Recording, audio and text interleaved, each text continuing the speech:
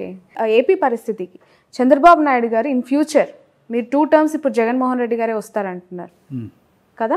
Next 2 terms Jaganmohan Reddy గారు వస్తారు. 2024-29 ఎవరు జగన్మోహన్ రెడ్డి వస్తాడు, ముఖ్యమంత్రి ఆయనే అవుతారు. మరి ఆయన పార్టీ అన్నప్పుడు ఆయన అంటే మీ నోట్ నుంచి చెప్పాలి. జగన్మోహన్ రెడ్డి గారు 2024లో మరియు 2029లో ఆయనే ఆంధ్రప్రదేశ్ రాష్ట్రానికి ముఖ్యమంత్రిగా ఉండబోతా ఉన్నారు. డామ్ షూర్ గా ఇది రికార్డ్ అవుతుంది కదా బాబు, రికార్డ్ చేస్తున్నా. ఆ తర్వాత అయినా చంద్రబాబు నాయుడు గారు ముఖ్యమంత్రి అయ్యే అవకాశం ఉందా?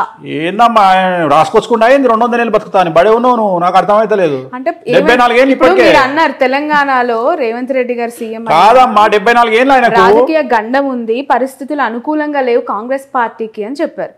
ఏపీలో జగన్మోహన్ రెడ్డి గారు 2 టర్మ్స్ వచ్చిన తర్వాత ఏమైనా సిచ్యువేషన్స్ బ్యాడ్ గా వెళ్లే అవకాశం కనిపిస్తుంది? ఏం లేదు, ఇంకా రేపు 2024లో జగన్మోహన్ రెడ్డి సీఎం అయినాక టీడీపీ అనే పార్టీ ఏడు ఉంటుంది. ఓకే, తర్వాత చూద్దాం కదా, ఆ పార్టీ 29 వరకు సస్టైన్ అయినప్పుడు కదా,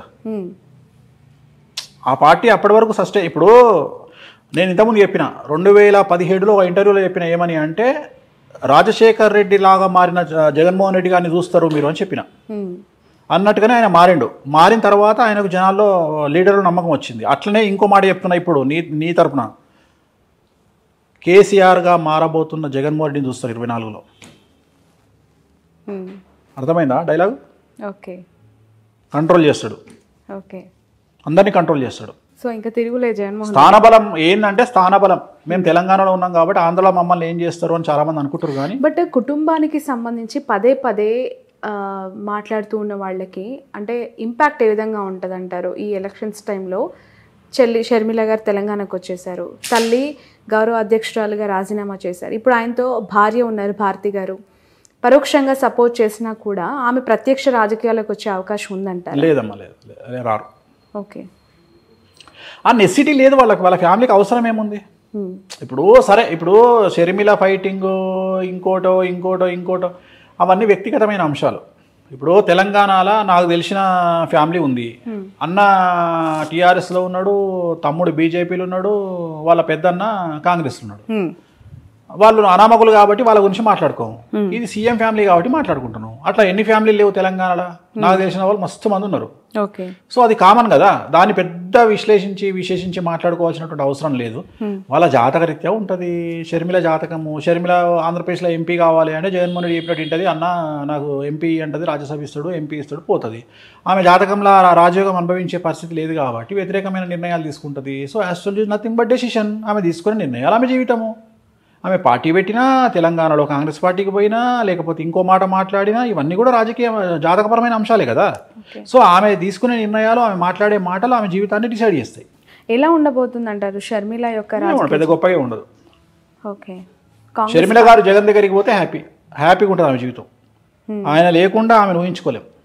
వెళ్ళే అవకాశం ఉందంటారు? ఎందుకంటే నీకు బాగా క్లోజ్ అమ్మా, నాకు తెలుసమ్మా, నీకు అమితమైనటువంటి ప్రేమ, నీకు చాలా క్లోజ్ షర్మిల. ప్రొఫెషన్ వేరు, వ్యక్తిగత మామూలుగానే అంటున్నా తల్లి, చెప్పట్లేదు. చాలా మందికి ఏంటంటే, ఇప్పుడు నేను మీకు డీకే శివకుమార్ అత్యంత సన్నిహితుడు అంట, కానీ ఆ సన్నిహితం ఎంతవరకు ఉండాలో అంతవరకే. షర్మిలమ్మ గారు పార్టీ పెట్టినప్పటి నుంచి టిల్ టుడే ప్రతి ఒక్క పొలిటికల్ యాక్టివిటీ పైన నా కవరేజ్ ఉంది.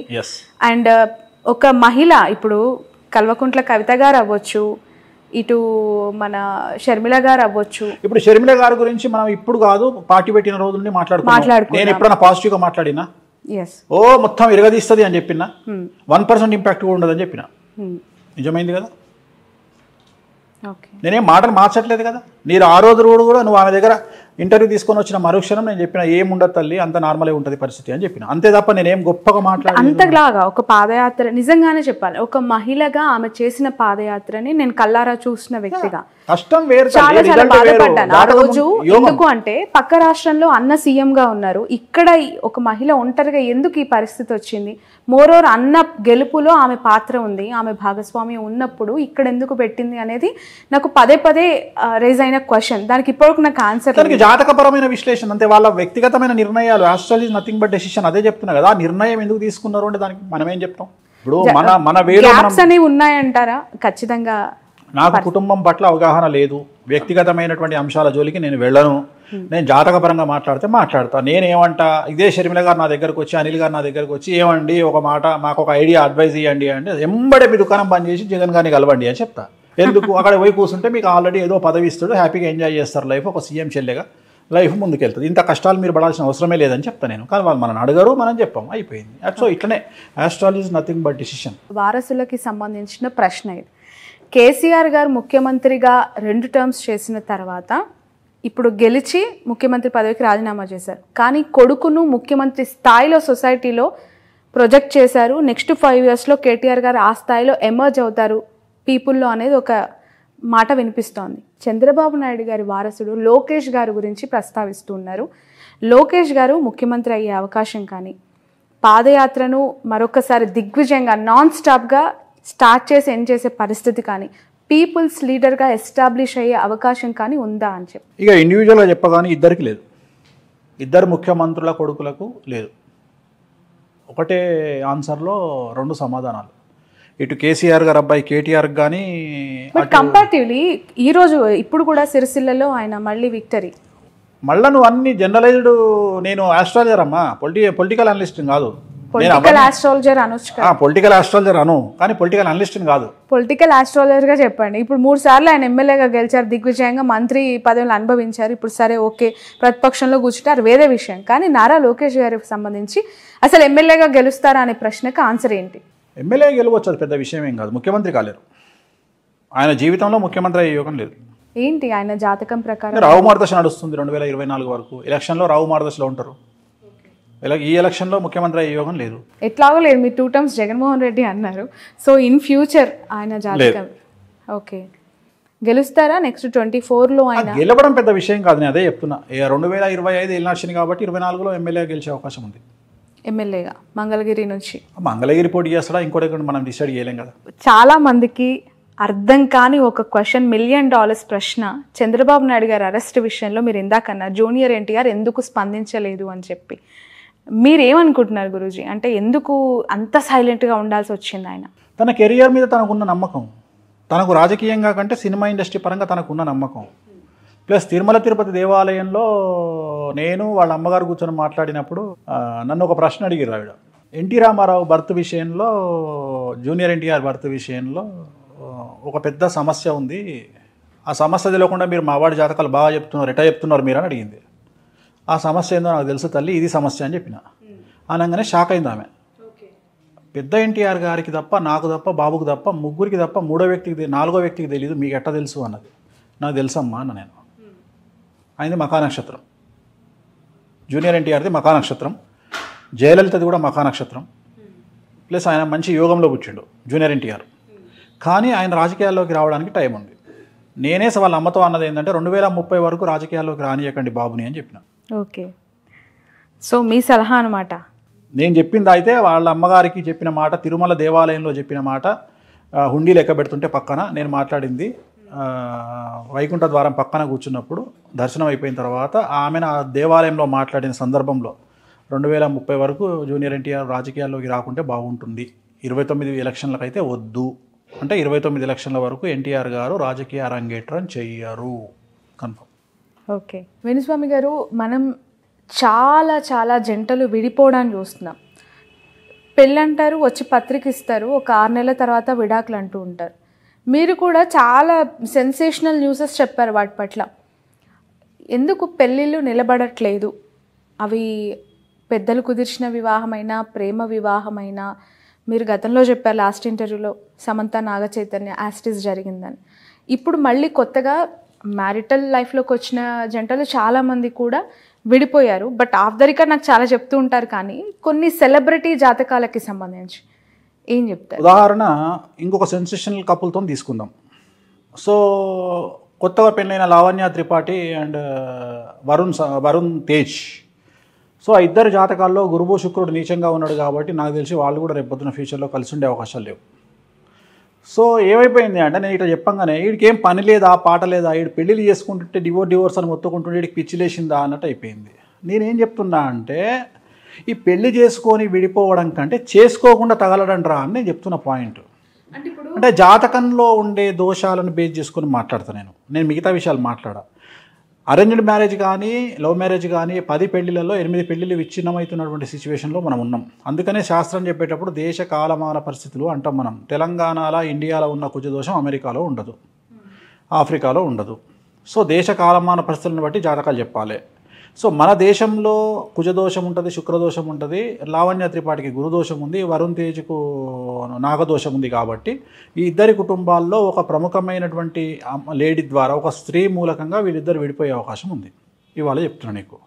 సో ఈ జాతకాన్ని మేము మొదలే అంచనా వేసి చెప్తాం, మీరు పెళ్లి చేసుకోకంటారా అని. అయినా మా చావు మేము చేస్తాం, మేము ప్రేమించుకున్నాం, పెళ్లి చేసుకున్నాం అని జోస్లో పెళ్లి చేసుకుంటాం. అంటే ఇప్పుడు 6 ఏళ్ల ప్రయాణం, వాళ్ళ ప్రేమ అనేది 6 ఏళ్ళు ప్రయాణించి పెళ్లి పీటలు ఎక్కిందని మాట్లాడుకునే క్రమంలో అట్లా పెళ్లి చేసుకున్నారా విడిపోతారని మీరు చెప్తున్నారు.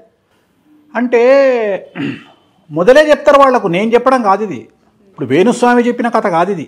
వాళ్ళకు సంబంధించిన పండితులు ఆల్రెడీ చెప్తారు వీళ్ళకు, మీరు విడిపోతారు చేసుకోకండి అని. అయితే వీళ్ళ ఓవర్ కాన్ఫిడెన్స్ ఏంది అంటే, మేము కలిసి ఉంటాం, మీరెంత మా ముందరా అనుకొని చేసుకుంటారు. అది ప్రేమికులకు ఉండాల్సిన ప్రథమ లక్షణం, నేను కూడా కాదంటలేను. నాది కూడా ప్రేమ వివాహం కాబట్టి. కానీ పెళ్లి చేసుకున్నాక అస్సలు టార్చర్ స్టార్ట్ అవుతుంది. పెళ్ళి ఎప్పుడు, నేను ఇంతకుముందు కూడా చెప్పిన నీకు, ప్రేమించిన అమ్మాయిని సంపాదించడం గొప్ప కాదు, పెళ్లి చేసుకున్న తర్వాత అమ్మాయిని కాపాడుకోవడం గొప్ప అనేది నా ఉద్దేశం. రెండోది ఏంటంటే, ఎప్పుడు కూడా మగవాడు అణిగిమణిగి ఉండాలి.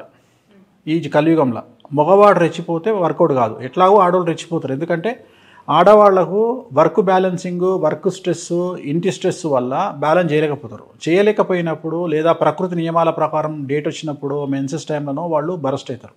దాన్ని అర్థం చేసుకోగలగాలి. హార్మోన్ ఇన్బ్యాలెన్స్, థైరాయిడ్ ప్రాబ్లం వల్ల, పీసీఓఎస్ల వల్ల వాళ్ళు ఏదైనా అరిచి మాట్లాడినా 10 నిమిషాలు సైలెంట్గా ఉంటే కథమైపోతుంది కిస్సా.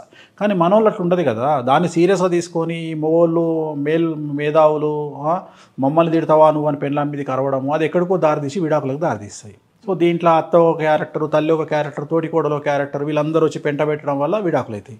అయితే మీరు అనొచ్చు ఇవన్నీ సామాజికంగా జరిగే అంశాలు కదా, జాతకానికి ఏం సంబంధం? దాంట్లోనే డిసైడ్ చేస్తాం. గురువు నీచంలో ఉంటే ఒక ప్రాబ్లం ఉంటుంది, శుక్రుడు నీచంలో ఉంటే ఒక ప్రాబ్లం ఉంటుంది, చంద్రుడు నీచంలో ఉంటే ఒక ప్రాబ్లం ఉంటుంది.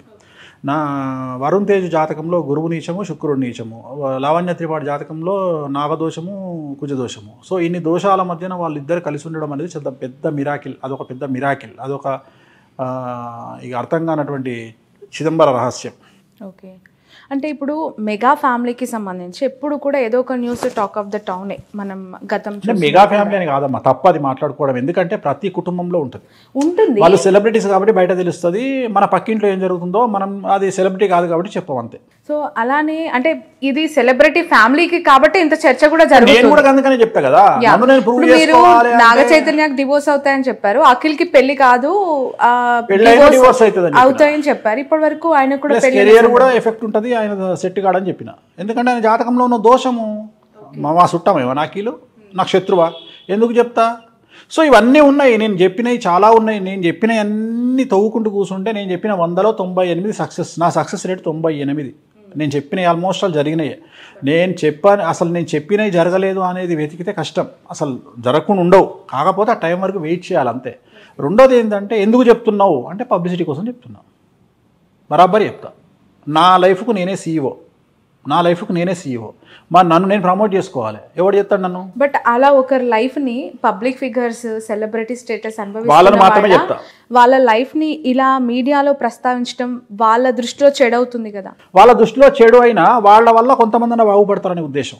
సమంత, నాగ చైతన్య ఎగ్జాంపుల్ వల్ల చాలా మంది పెళ్లి చేసుకోకుండా ఉన్నారు నాకు తెలిసిన వాళ్ళు. అంటే వేణుస్వామి నిజాలు చెప్తాడు, సమంత నాగ చైతన్యది ఇట్లా అయ్యింది కాబట్టి మేమిద్దరం వస్తాం అని నా దగ్గరకు వచ్చి కూర్చొని, స్వామి గారు మేమిద్దరం పెళ్లి చేసుకుంటాం, మా ఇద్దరికి షష్టాష్టకాలు అయినాయా, మేము చేసుకోవాలా వద్దా అని అడిగితే అమ్మాయి ఏమంటుంది? తల్లిదండ్రులకు చెప్తుంది అమ్మాయి, వేణుస్వామి చెప్పితే నిజంగా నమ్ముతా, లేకుంటే నా పిల్లగానే చేసుకుంటా. కొన్ని అంచనాలు తప్పొచ్చు కదా మీరు చెప్పిన ప్రెడిక్షన్స్. అంచనాలు తప్పవు, టైం తప్పుతుంది.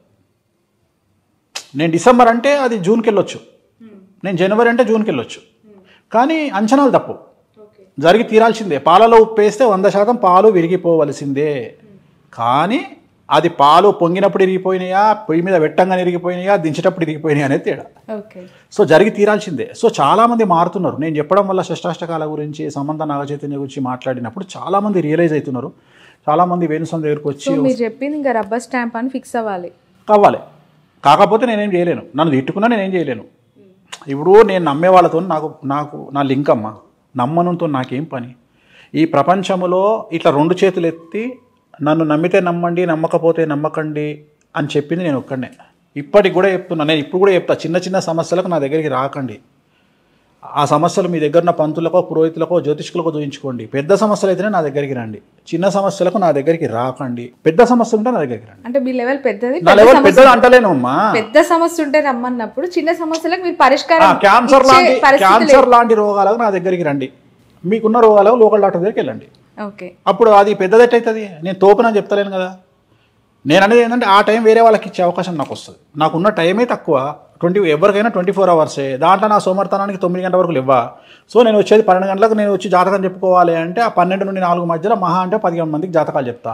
సో ఈ 15 మందికి చెప్పుకుంటూ పోతే ఎంతమందికి 8,000 మంది వెయిటింగ్ ఉన్నారు ఇప్పుడు ఈ రోజు కండిషన్. నేను ఎంతమందికి చెప్పుకోగలుగుతా? అందుకని దయచేసి మ్యాక్సిమం నా దగ్గరికి. ఇంకొంతమంది ఏం చేస్తారు, ఇప్పుడు ఒక క్లయింట్ నా దగ్గరికి వస్తాడు, ఒక రెమెడీ రాస్తా, తిరునల్లారు పోయి పూజ చేయించుకొని రండి. పూజ చేయించుకొని వచ్చినాక మళ్ళీ నా దగ్గరికి వస్తా అంటాడు. అయ్యా నువ్వు పూజ చేయించుకున్నావు కదా నాయన, మళ్ళీ నా దగ్గరికి ఎందుకు వస్తావు? రెమెడీ అయిపోయింది, వెళ్ళిపో. మళ్ళీ కలిసి నాతో మాట్లాడు, స్వామి నేను పూజ చేయించుకున్నా అని చెప్తా అంటాడు. సో అందుకని నీ ద్వారా చెప్తున్నా, నా దగ్గరకు వచ్చి రెమెడీ చేసుకున్నాక అవసరం లేదు నన్ను కలవడం. Wait for time. ఆటోమేటిక్గా గ్రహాలు మారినప్పుడు మీ టైం పనిచేస్తుంది, ముందుకు వెళ్ళిపోతారు. బట్ అనేక సందర్భాల్లో మీరు చెప్పింది జరుగుతుంది అంటున్నారు, జరగాలని ఆశిస్తున్నాను, కానీ తప్పినప్పుడు వాళ్ళ నుంచి కొంత వ్యతిరేకత కూడా ఉంటుంది కదా, దాన్ని ఎలా ట్యాకిల్ చేస్తారు? అంటే